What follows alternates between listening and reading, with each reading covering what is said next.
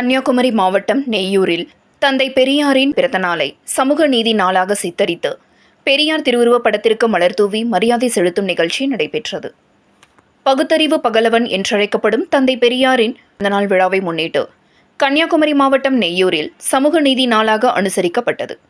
இந்த நிகழ்ச்சியில் டாக்டர் தா ஜெபராஜ் தலைமையில் அப்பகுதி பொதுமக்கள் உறுதிமொழி எடுத்துக்கொண்டனர். தொடர்ந்து தந்தை பெரியாரின் சுயமரியாதை அனைவரது மத்தியிலும் எடுத்துக் கூறப்பட்டது. பெண்ணடிமைத்தனத்தை முற்றிலும் ஒழிக்க அயராது பாடுபட்டவர் தந்தை பெரியார் என கூறியதோடு அவரது நினைவுகளும் எடுத்துரைக்கப்பட்டது. தொடர்ந்து திமுக மாவட்ட பகுத்தறிவு கழக தலைவர் உ. சிவதானு தந்தை பெரியாரின் திருவுருவப் படத்திற்கு மாலை அணிவித்து மரியாதை செலுத்தி பொதுமக்களுக்கு இனிப்புகள் வழங்கினார்.